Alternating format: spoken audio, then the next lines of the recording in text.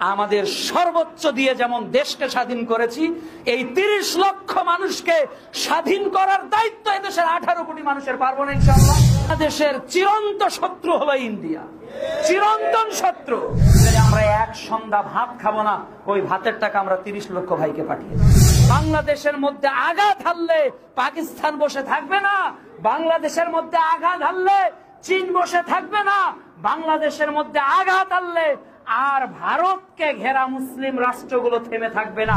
যেটা আল্লাহ প্রদত্ত দুর্যোগ যতটা, এর চেয়ে পরোক্ষ এবং প্রত্যক্ষভাবে এই হিন্দু রাষ্ট্র ভারত বেশিরভাগ অংশে দায়ী। বাংলাদেশে ৫৪টা নদীর সঙ্গে ভারতের সম্পর্ক রয়েছে। ১৯৭৫ সাল ৩১শে মে থেকে ২১শে এপ্রিল ৪১ দিনের জন্য ফারাক্কা বাঁধ বন্ধের অনুমতি চেয়ে সেই সময় ভুল বুঝিয়ে সেই সময়ের প্রধানকে তারা এমন ভাবে করেছে, দীর্ঘ ৪৯ বছর পেরিয়ে গেলেও এখনো ফারাক্কার স্বাধীনতা আমরা অর্জন করতে পারি নাই। যার ফলশ্রুতিতে কি হয়েছে, যে এই দেশ নির্লজ্জ ভাবে আমাদেরকে একবার পানিতে মারতেছে, আর একবার আমাদেরকে শুকিয়ে নদীগুলোকে খান খান করেছে।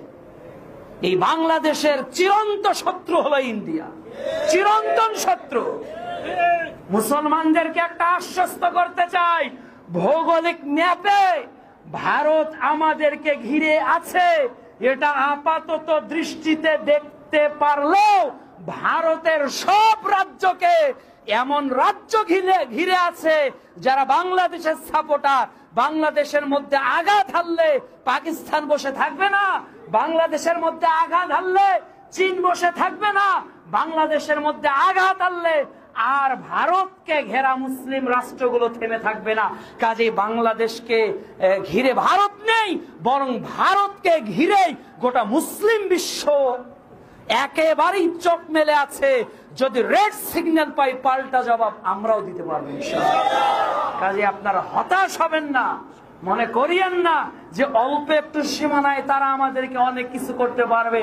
বরং আল্লাহ তাআলা ৫৬,০০০ বর্গ কিলোমিটারে মাটিতে যে সম্পদ দিয়েছে, যার লোলুপ দৃষ্টির কারণে তারা আমাদের নানাভাবে নানা কিছুকে ছলে বলে কৌশলে নিয়ে গেছে।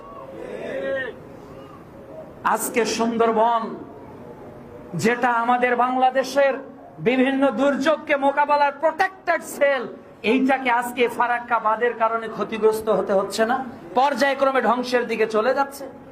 আজকে বাংলাদেশে যে মোট ছোট বড় নদী হলো ৪০৫টি। এই নদীপথের ইতিহাসটা একটু দেখেন। যখন বাংলাদেশ ১৯৭১ সালে স্বাধীন হয়, তখন মোট এই নদীর যে ওয়াইড, এটা ছিল ৩৭,০০০ বর্গ কিলোমিটার। আর ২০০২ সালে এটা দাঁড়ালো মাত্র ৬,০০০ কিলোমিটারে। এত কমে গেল। তার মানে যখন বাঁধ হয়ে গেল, ফারাক্কা সহ বিভিন্ন বাঁধ, প্রায় ৬০টারও বেশি বাঁধ তাদের তৈরি হলো, তখন পলি মাটি আসতে আসতে কি হয়ে গেল, আমাদের নদীগুলো ছোট হওয়া শুরু করলো, ছোট হওয়া শুরু করলো। এরপর হঠাৎ করে যখন তারা পানি ছেড়ে দেয়, এই পানি যে তার স্বাভাবিক গতিতে আবারও বঙ্গোপসাগরে ফিরে যাবে, এটা না গিয়ে একটা দুর্যোগ তৈরি হচ্ছে। এটা আল্লাহ প্রদত্ত দুর্যোগ যতটা, এর চেয়ে পরোক্ষ এবং প্রত্যক্ষভাবে এই হিন্দু রাষ্ট্র ভারত বেশিরভাগ অংশে দায়ী, বেশিরভাগ অংশে দায়ী। শুধু তাই নয়, ২০১০ সালে আর ৮ বছর পর ওটা হয়ে গেল মাত্র ২০০০ কিলোমিটার। কাজেই তারা আমাদেরকে এইভাবে টার্গেট নিয়ে ধীরে ধীরে ধীরে ধীরে শোষণ করে মারতেছে। সম্মানিত উপস্থিতি, দেখুন ২০১০ সালে প্রতি বছর বাংলাদেশে ২০০ কোটি টন পলি মাটি আসে, এটা ২০১০ সালে। আর এখানকার রিপোর্ট হলো আরো হাজার হাজার টন মাটি, এখানে পলি মাটি এসে আমাদের এই নদীপথগুলোকে বন্ধ করে দিচ্ছে, যার কারণে বন্যার যে স্বাভাবিক গতির ফ্লোটা থাকার কথা, এটা না পড়ে এখন পড়তেছে জনবসতির উপর। নদী ভাঙন হয়ে হাজার হাজার লাখ লাখ মানুষ এই পানিবন্দী হচ্ছে। যেমন যুদ্ধে ৩০ লক্ষ লোক নাকি মৃত্যুবরণ করেছে, ইতিহাস নিয়ে আমার পরের আলোচনা।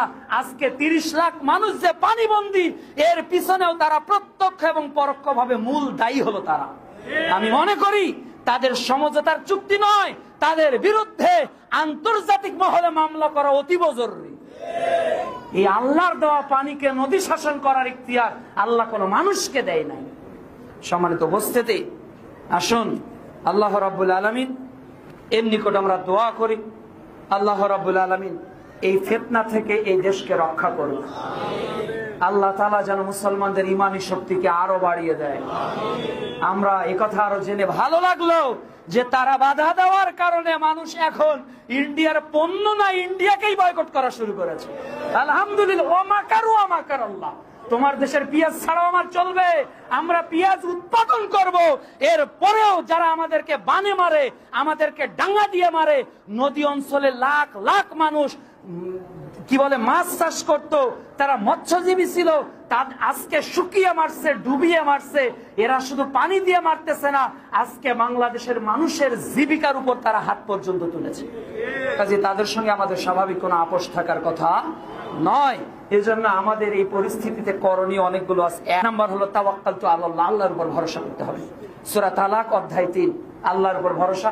2 নম্বর ধৈর্য ধারণ করতে হবে। ওয়াবাশশিরিস সাবিরিন, আল্লাহ ধৈর্যশীলদের সঙ্গেই আছেন। সূরা বাকারা 155 থেকে 157 নম্বর আয়াত। 3 নম্বর উপদেশ থাকবে বেশি বেশি তওবা ইস্তেগফার পাঠ করতে হবে, তুবু ইলাল্লাহ। 4 নম্বর বেশি বেশি সাদকা করতে হবে যাতে আল্লাহর বিপদগুলো কেটে যায়।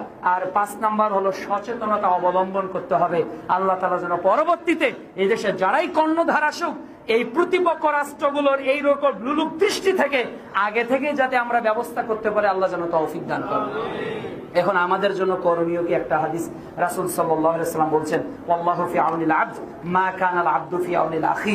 আল্লাহ বান্দাকে সাহায্য করে যতক্ষণ বান্দা তার অপর ভাইকে সাহায্য করে। আমি চাই এই ইমাম মুসলিম রাহমাহুল্লাহ জামি মসজিদের কোন মুসল্লি প্রয়োজনে আমরা এক সন্ধ্যা ভাত খাবো না, ওই ভাতের টাকা আমরা 30 লক্ষ ভাইকে পাঠিয়ে দেব। আলহামদুলিল্লাহ, এক ভাই 10,000 টাকা দিবে, আল্লাহ কবুল করুক। আমি জুমার সালাতের পর দাঁড়িয়ে যাব, প্রত্যেক লাইনে একজন করে মুসল্লি দাঁড়াবে, কালেকশন হবে। আমরা আমাদের সর্বোচ্চ দিয়ে যেমন দেশকে স্বাধীন করেছি, এই 30 লক্ষ মানুষকে স্বাধীন করার দায়িত্ব এদেশের 18 কোটি মানুষের। পারবো না ইনশাআল্লাহ? আল্লাহ যেন কবুল করেন। আল্লাহুম্মা আমিন।